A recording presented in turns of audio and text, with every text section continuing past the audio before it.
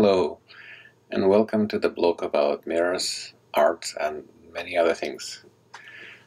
Today's story will be in many ways a follow-up of the previous two stories I told about Prudence. I'm a little bit stuck on this topic and I would like to continue. Well, at the same time, it's a bit of a different story. It's at least taking it from different position, and also I'm considering slightly unusual material for the story. I told you about Prudence already a few times. I showed you a whole variety of the examples, from Antwerpen sculptures to the tombs in Nantes. We also looked through the coins of ancient Rome and frescoes of Giotto in Italy, and so on and so on. And I kept saying that it's a complex and it's multiple interpretation exists, and of course I can show you many more other examples of Prudence, which is correct. Well, at the same time, I don't want to say something this is specifically unique about Prudence. The situation of this complexity of interpretation and how they evolve over time, and sometimes through mistakes and misinterpretation, that's not particularly unique for Prudence. I can tell you many other examples. Well, we will be discussing hopefully something like Venus or Vanity or many other concepts. We will see pretty similar situation. Well, at the same time, I'm not the first one, definitely, who spotted this, and many other people try to reflect on this and try to reconstruct those sort of evolution of the changes of ideas about certain concepts, including Prudence. So for me, it's also interesting to, well, not necessarily always do my own work only, but also rely on the work or relay to the works of other people. And this particular case is exactly of this sort. In essence, I will be talking about this one book. What you see here is the title of the book, or like whatever front piece of this book, called Iconology or Iconologia. This particular edition was published in 1593.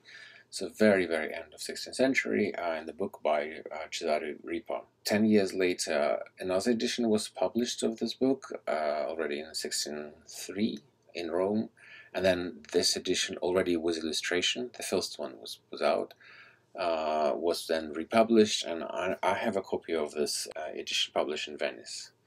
Being published in Italy, this book became very popular, both in Italy. There was a number of further editions and follow-ups and elaborated copies and so on. And also this book was quickly translated to many European languages. This is, for example, English edition, one of, and this is a Dutch edition published in Amsterdam, and so on. Yeah, I even found, for example, Russian edition.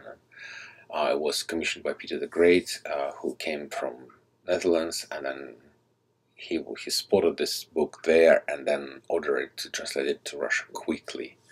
So apparently it was very, very popular.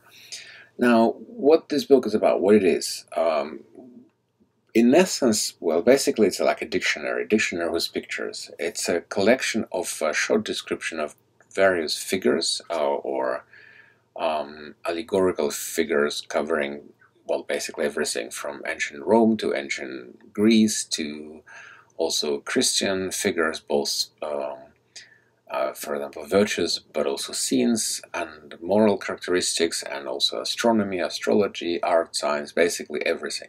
The first edition covered something like 600 copies, I think, and then it was extended to up to more than 1,000.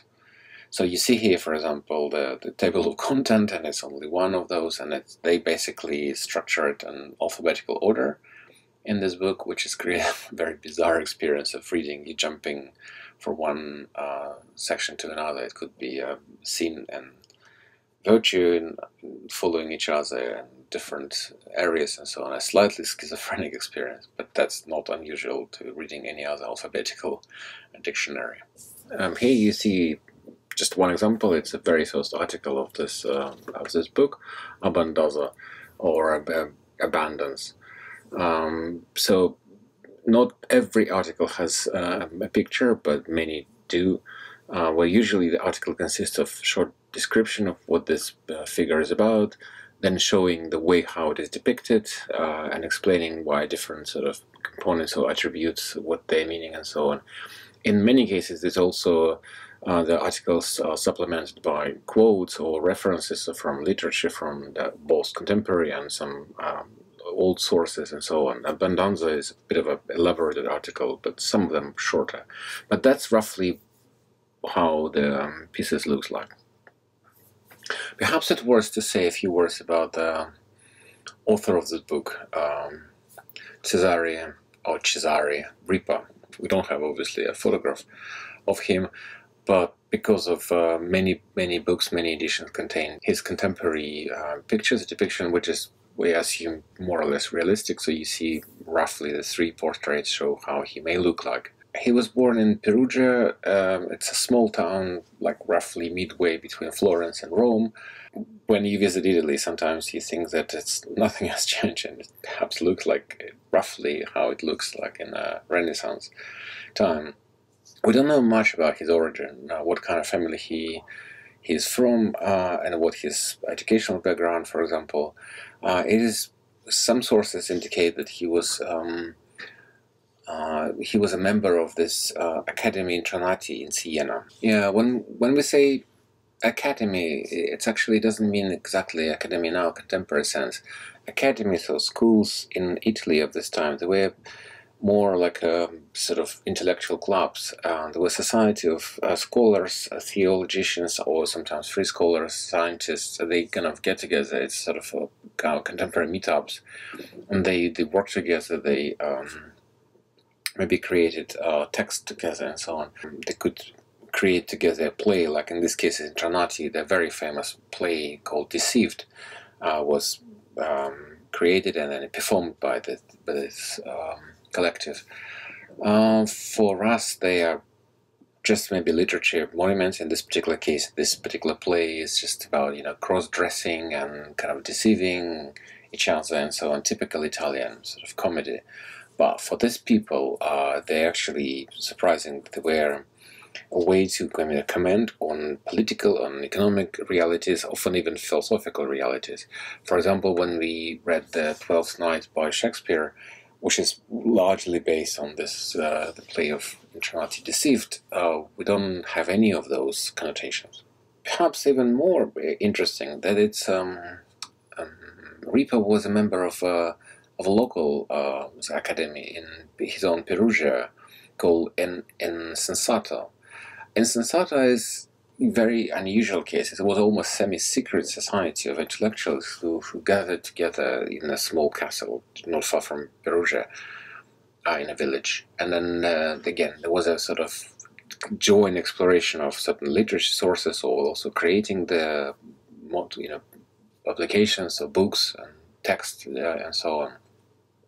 I think insensata literally means without sensation or above sensations, but it's specifically what they meant is that the things we sense, for example, what we hear, we can see, it's kind of imperfect. It's not exactly how we have to understand the world. The key goal is to go above, sort of elevate to higher level of understanding, more abstract, more sort of elaborate and more refined. The emblem was this the flock of storks that were flying, and each were holding the stone. The stones is kind of force you to go down, and yet you have to elevate, you have to make a labor to kind of go above the earthly things, and hopefully together helping each other. The founder of Insensata, Petro Leonis Casella, was, perhaps was a mentor of Ripa, but also they remained to be lifelong friends. He was very unusual. He was a literature, he was a scholar, but also a historian. He was writing his history of Italy, but not just the usual sort of fairy tales. He was, for example, interested in the history of Etruscans. They live in Tuscany, and therefore Tuscany, the whole area, provides a lot of materials. So it was very sort of unusual intellectual climate that Ripa grew in. But the actual work on this book started in Rome, where he went late in his life, and then when he joined the house of a very well-known cardinal, Antonio Maria Salviati. His name perhaps will not say much to us today, but in the time of Cesare Ripa, this was one of the most influential figures in Italian politics. Just to give you an idea, his grandmother, Lucrezia de' Medici, Well, you could see her portrait right now depicted by Botticelli, and her brother, for example, his portrait is by Raffaello. He was a Pope, Leo X. And the Lucrezia herself was the eldest daughter of Lorenzo de' Medici, basically the famous Lorenzo il Magnifico, the founder of this whole family of Medici, and basically phenomena in Italian political life and military life, and also a life of church. It's a unique family, one of the most powerful in the country. So Cardinal belonged to these circles, and then of course being able to serve or to be able to work under his protection and his support was very important. Exactly what Cesare Ripa was doing in his house is still, for me, not clear. In some sources, in some of the sources, he's described almost like a cook in a house, and others provide even more exotic description. He was a meat cutter. I don't know what exactly it means. Maybe kind of participated in a ceremony of eating or preparation of the food. I don't know, but very likely it wasn't his main occupation. He was able to work on his book fundamentally all his life, and then even when the cardinal died, he was able to stay at home and still be under patronage of the other member of the family. The first edition of the book is actually dedicated to the cardinal. So being able to work because of time, because of resources, and I think most importantly, other books available, also, for example, the large numismatic collection of the cardinal, and perhaps also other Vatican's resources was indispensable for Cesare. So being able to compile all this data and all these resources into one sort of comprehensive overview. When we describe his book, it is unique in many ways, but not completely new. Even in his own book, he referred to, for example, the work by Piero Bolzani, called Hieroglyphica. And this was published in the middle of 16th century, and itself also refers to other books, also used by Ripa, famous Emblemata by Andrea Alciato. These books, and among others, were important, informative, perhaps inspiring, but they were somewhat different. They describe sort of maybe separate symbols or separate elements of those different figures. In case of Ripa, we see kind of more holistic description of these figures, and perhaps more importantly, they're not completely detached from the contemporary life. I will try to show it later on, but apparently his creations were appealing to the contemporaries. They were also part of the discussion about moral and ethical code of conduct of this society. But again, itself, this effort to classify information, and some people throw stones, some people collect stones. For example, it is one of the very known books in Christian Church is the volume by Dionysius or Pseudo Dionysius Areopagite, called Celestial Hierarchy, Hierarchia Celesti.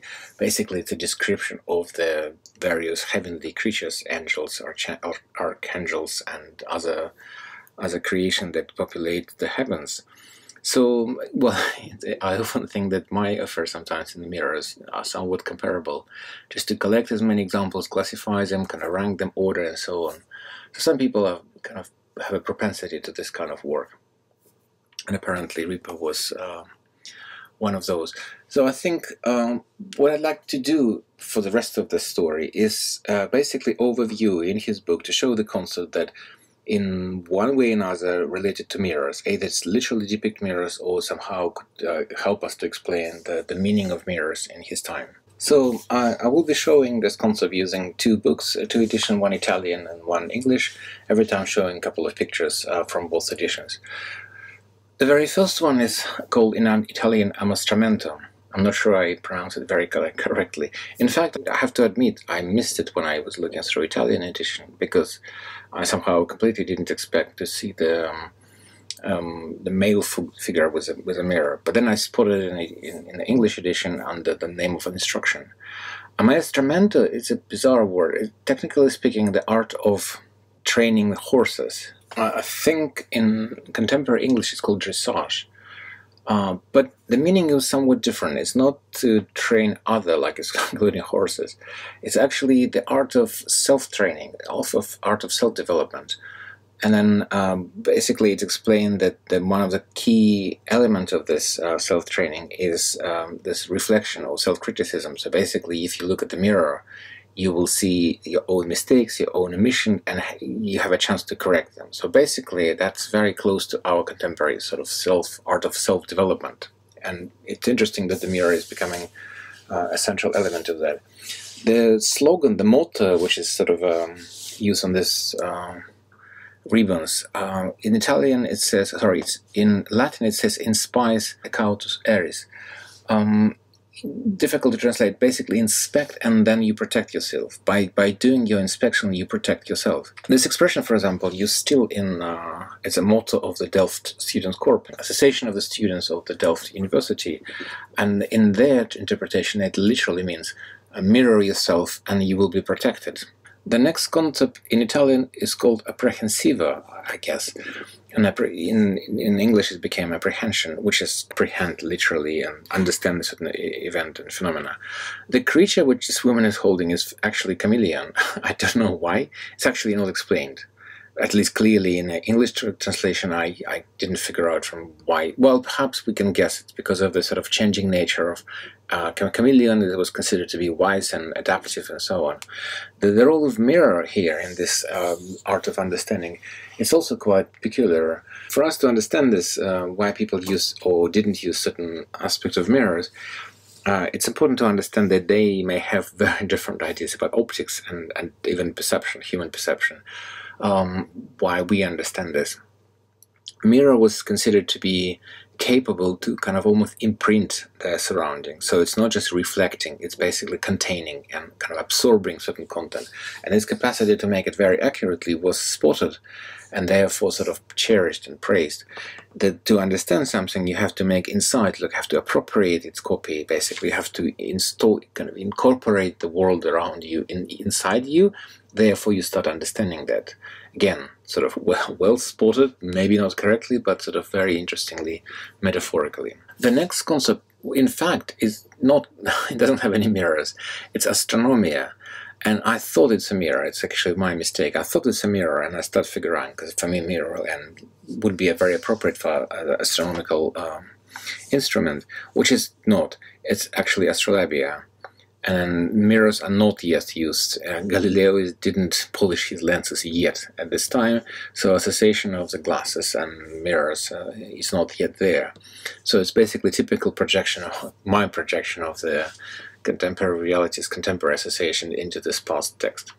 This other concept is also interesting because it doesn't have mirror itself, but I would expect it. It's a concept which is in Italian bellezza, i.e. beauty. And we would expect to have mirror present in the concept of beauty, which is not. The Italian picture is pretty controversial. It was raising lots of concerns and sort of debates about what exactly that. The body, what we see, is a woman. It's a female figure, but it somehow, as it was bared or something kind of male face. The picture from the English edition is much more. It's less controversial. It's clear, but the interpretation is pretty kind of complex. It's not only about physical beauty, it's also spiritual beauty. It's a kind of beauty of the body and beauty of the thoughts. And the beauty of the thoughts are difficult to see, and therefore they try to put it in clouds. So the head in a cloud, it's less visible, it's kind of very blurred. So that was the meaning of this picture. And then, of course, also it has to be explicitly beauty, like flower, but also beauty of the balance, beauty of the sort of measurement. Therefore, the compass here hold in the hands of by this lady. The complexity of this meaning could be also spotted in the background figure. It's a famous mandorla. It's a sort of combination of the two circles creates an intersection, which is very commonly used symbol in both Christianity and also in other religions and schools, like in India, for example. It's a kind of tradition of intersection between heavenly and earthly. So then they try to understand beauty as this sort of interesting intersection. The next figure is contento, or in English is translated as contentment, or self-content. So pretty difficult concept. And not completely uncontroversial in this depiction. Basically, it's a reference to a capacity of the person to be self-satisfied, to be aware of his good features and sort of qualities and so on. And for example, the handsomeness or the beauty, the richness, for example. And then the way it is presented here, that you have to be aware, then technically speaking, you don't need a mirror. But then, of course, it's also depicted that looking at yourself and being self-content. So the idea behind is, if the man does not know its own qualities, he cannot be content. Well, interesting that you need external tool to do that, and mirror is playing that role, which is maybe a bit of a strange, but okay, we can accept the logic. The next figure is doctrina, or, well, doctrine, of course, but also it was translated as learning in English. Again, technically speaking, it's not a mirror. What you see is, basically, it's a symbol of sun, or a small version of sun, but it's kind of put on a certain small handle, looking like a mirror. Again, the metaphor is clear. The light of sun, any light, is equal to education and learning. That's what we call enlightenment. But the kind of, again, it's somewhat reflecting, for the word, reflecting the concept of light and optics for these people. They not necessarily saw mirror as reflecting. They could also saw mirrors as a source of light. For example, the fact when the mirror can reflect the sunlight, like producing the beam of light, can also be seen, or actually had been seen, as a capacity of a mirror to produce some kind of light. Therefore, mirrors could be as small suns in this model. Not perfectly correct, but again, understandable. The next one actually made me smile. Disegno, or disegno, well, it's design. Again, it was a bit strange to kind of find this concept among all the ancient figures of goddess and goddesses and Christian virtues. Design, for me, is a very contemporary word, kind of difficult to imagine. It was very much used at this time already. And then it's very, very interesting why mirrors here. Why compass is clear. Design is about measurement, it's about measuring, it's about accurate sort of construction and so on. And mirrors are positioned as a capacity for design to get something imagination, to create something imaginary, non-existing. So again, what is reflected in mirror perhaps accurate, but it's not real. It's imaginary in some way in the minds of these people. Therefore, for designers, it's important to imagine something ideal, something non-existing, and therefore it's an important attribute of design. Somewhat in the line of the same thoughts is the use of mirror in this figure called operazione perfetta, or perfect work. To be perfect, you have to be, again, measured, very accurate. For example, the compass, again, the angle used here. But very importantly, it's also imaginary work of perfection. It should be ideal. The idea that what is reflected in mirror is so perfect, sometimes even better than reality. It's somehow more refined, more clear. Therefore, that's a kind of aim of perfect work, to be that aim at something better than even the real world. Again, a very interesting concept. The next figure is of science, or scienza in Italian. It is represented by a woman who holds a sphere, also triangle, both ideal figures, harmonious figures, but also a mirror. We may assume that the mirror here is used roughly with the same purposes as with a doctrina, or learning, kind of to enlighten, to bring more knowledge, which is actually not exactly right, because the mirror here is used as a symbol of elevation, something like going above than the world of senses, something like earthly, which is, interestingly, in some cases it's also manifested by the wings this figure is having. It is one of the cases in the Italian edition when the article is illustrated by two pictures. They're very similar to each other, basically the difference perhaps also in the design of the mirror, but also in one case it does have wings and in another it doesn't. The role of the wings is not clearly explained. Maybe it's very similar to the symbol of the Insensato Academy that Ripa attended in his youth, when the knowledge was seen as an effort to elevate, to go beyond the senses, similar to the flocks of the storks that it was flying above the earth. The next figure is interesting on its own. I didn't even expect that you need a special figure for the origin of love, origin d'amore. So not the love, but the origin of love is explained here. And I have also its interesting case of why mirrors. Here it's not necessarily a mirror, more like a lens. A lens used for ignition, for example, the light, the beam of light from sun can ignite like torch if magnified and amplified by the lens. But this is not just only functional role. Of course, here sun is interpreted both physically but also metaphorically as a spiritual light, for example. But you need a kind of a beautiful object. Here, here is a mirror. Is in fact not only its functionality, mirror/lens, but also its beauty. It's somehow the beauty of the materials can be an important agency that can create light. So again, pretty complex, a bit of a twisted logic. But nevertheless, it's interesting and original description of the role of mirrors and or lenses in this business. And the next one, actually paradoxical. It's not, at least it wasn't a bit of a strange for me not to see mirror here. What we see here is libidina, or maybe libido in our contemporary work. In English, they translated luxury, which is, again, to my knowledge, it's a bit of a overlapping with the concept of the lust, sort of the sexual desire, and it's a very controversial figure, a very controversial concept in Christianity. It's obviously associated with women or female qualities, but also not necessarily safe and healthy. For example, that's why crocodile. It's a naked woman with a crocodile depicting the things. I would expect to see here a mirror, but it wasn't depicted, which is itself quite indicative. And the last figure here is of vanity, vanita. Again, it's an extensive iconography bringing together vanity and mirrors. Here we don't see it. Vanity is just explained as a kind of figure which is maybe pompous and self-obsessed, but mirrors don't play any particular role in this depiction. So majority of the figures I showed you, while with some explanation, they kind of resonate very easily. Some of them very easy to understand. Some way require some explanation, but nothing kind of particularly too incomprehensible.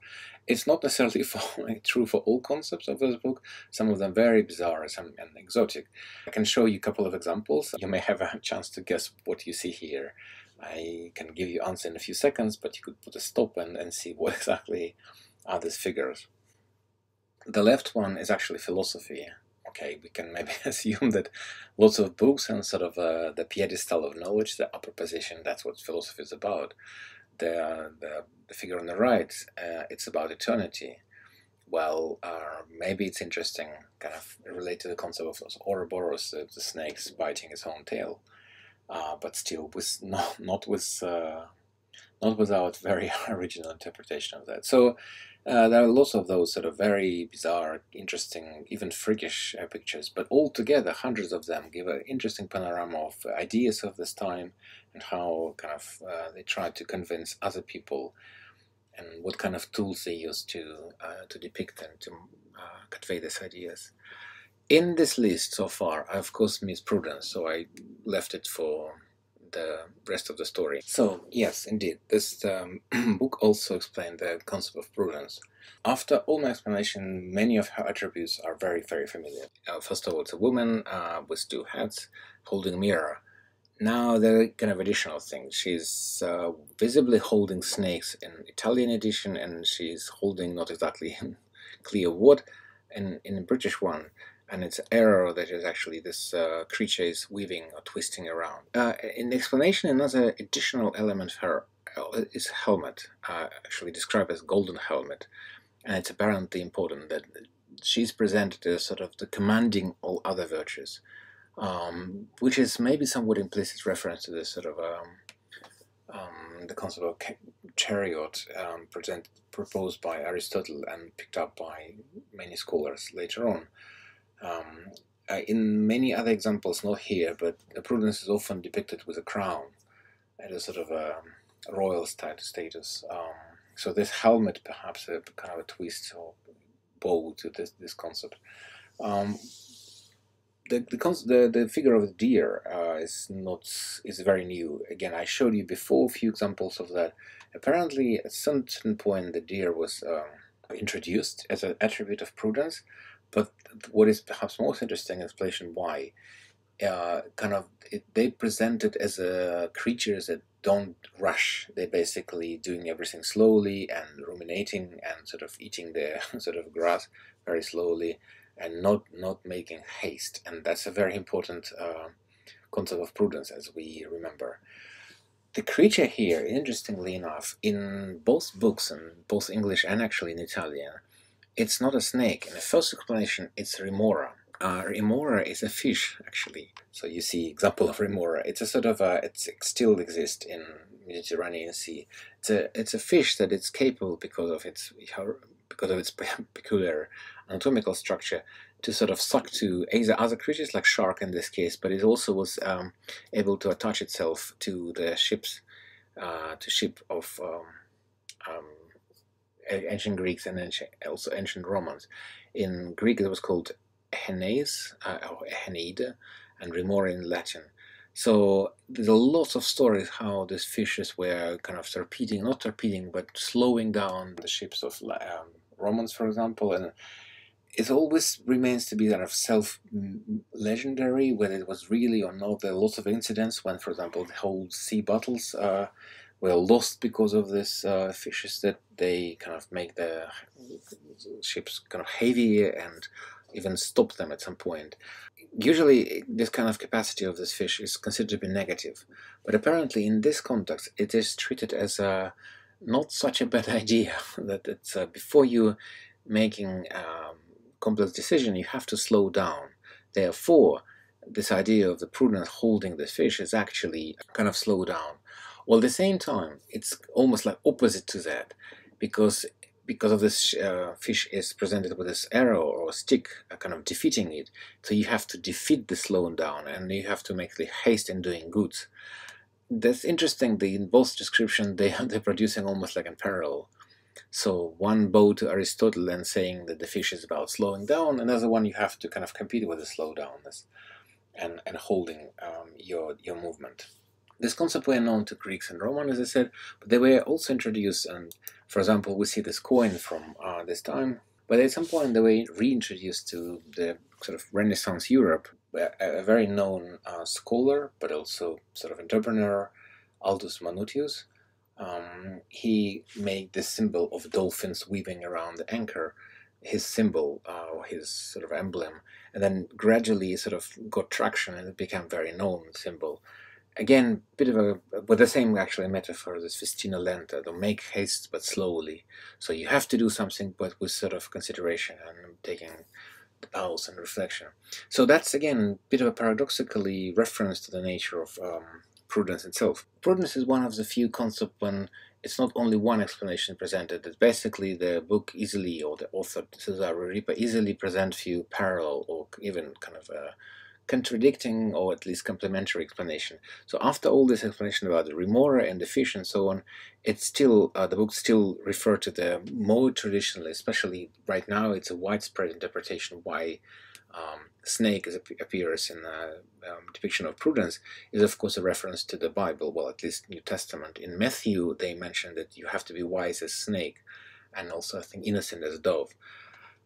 In Latin the expression says "stoti prudentus sicut serpentus," well, which is interestingly enough why you have to translate it. The typical translation of that, and its emblem shows that both snake and the dove with the same slogan. Interestingly, in that in Latin it doesn't say "be wise"; it literally and sort of explicitly say "be prudent," "stoti prudentus sicut serpentus." So that's kind of interesting, since when snakes were prudent, and what does it mean in the prudence of snake? Whether because they were able to do a pose before their action or before the bite, for example, or because they had certain foresighting capacity, we have to guess, and so on. So you don't have to translate prudent as wise. You have to say be prudent as snakes. And that would be interesting and actually very accurate translation. In fact, because right now it's mostly known through Latin, through this expression, people forget that originally it should be written in Greek, obviously. And in Greek it sounds, again, it's not that I'll write this in Greek. You see this writing in Greek in my translation. On phronimoi. Phronimoi is literally a reference to Aristotle in phronesis, which is the name of prudence in Greek. So, but the meaning is the same: be prudent as snake. Yet, of course, kind of again, further reinterpretation, complication, and so on. As we know, the original meaning of prudence is now massively transformed and evolved into something else. Technically speaking, the meaning of this proverb should be not related to any Bible, because prudence was known before any Christianity emerged in any sense. So its explanation of certain through the later interpretation, very typical for cultural history, of course. Perhaps at this moment is interesting to mention the painter who created the illustration for the book. Well, it is known that even for the first Roman edition, there were about more than, I think, something about 400 different illustrations, and maybe not necessarily immediately they all appeared at once, and not all of them were created by one master. My guess, I cannot be completely sure, but I guess that some of them were created by Cesare Ripa himself in the form of doodles or something, because some of them are very, very basic and very rudimentary, not very sophisticated. Some are more elaborated, and we know the name of the person who created the majority of illustration for the first edition. It's Giuseppe Cesare, also better actually known as a Cavaliere d'Arpino. Is a very known painter in Italy, manierist, who allegedly was a trainer of Caravaggio. At least Caravaggio participated in his workshops. But then he created, or maybe kind of amplified, improved some illustration for the first edition of Iconologia. Then, of course, later on, it has its own traction because so many editions and multiple other authors participated and improved it. I don't have a chance to go through all of them. It's actually a whole additional kind of research project to see the sort of evolution of the illustration of Iconology. To my knowledge, it's done. There was a book that tracked this sort of evolution of at least publication of the Iconology. But what I can do, I can show you a few examples of the concept of prudence, at least. So some of them were just basically a little bit amplifying and improving and enhancing the original publication. You see the same combination of the figures. Some of them later made it much more realistic and sort of more kind of high quality illustration. Some of them took another traction. Basically, we don't know what this dragon is. It's sort of a evolution of the deer, or it's actually snake became the dragon, so not quite clear. And some went to very, very exotic, like in this case it's actually compilation of multiple other meanings. We see here kind of prudence, but also with many other elements like memento mori, and also moon and the sun, and so on and so on. So some people took it very, very freely. What is interesting also, perhaps, as I said, it was a very influential book, but somehow the book itself sort of basically had its own life. Well, first of all, Cesare Ripa basically continued to work on this book, and then it was his labor of his life, and he was well rewarded, well awarded for that. He became a cavalier later in his life because of this effort, kind of his contribution to culture. But the book also started living on its own, became very influential to the extent, for example, you could see here the very famous painting of Vermeer, and without knowing this book, without the knowledge about this book, it's not quite clear what he is doing. As soon as you look at the Iconology, you understand he's depicting, the painter depicts the history, the allegorical figure of history, Clio. And that's an interesting twist, because originally the book was aimed at to be kind of a helping hand. If you by any chance see something unclear, unusual, like in this particular front piece of the book, so many figures, you want to understand what it means, you go to the book and check, and just give you a meaning. But lately this sort of descriptive role became prescriptive. So because everybody started painting according to this book, it becomes a norm. So everybody now just follow the recipes, follow the instructions. In one of the late edition, Iconology itself became the sort of one of the figures. That's a picture of Iconology is one of the things. So because of the introduction of this concept of Iconology, she became the one of the figures in his own book, kind of self-referential, and paradoxically, kind of interestingly, that she also is depicted with a mirror. So multiple twists. I think it's a very, very postmodern sort of concept of simulacrum. You create something as a meta concept, and this meta concept become more real than your real concept. So perhaps the last one I can see again. What is for me interesting sort of a cut, interesting sort of summary of multiple mirrors used in this time, not only as a design. So here, for example, I show different designs, which is also interesting take. You could see at this moment how mirrors were depicted and also maybe used. Worth mentioning here that majority of this, actually lots of these mirrors are still convex, which is by the time of Ripa should be very archaic. So it's not actually actual mirrors used in this time, but more like a depiction of the mirrors, more imaginary mirrors. But some, the spread of designs, it's pretty indicative. Later on, we could use this sort of edition of other editions of this book as sort of interesting pointers of how mirrors evolve, also technologically and design-wise. But I think beyond the sort of design, first of all, it's an interesting scope of ideas about mirrors, how they're seen, how they interpret, in what kind of interpretive schemes they inserted, and also it's not necessarily art. Because technically speaking, that this blog should be about art and mirrors.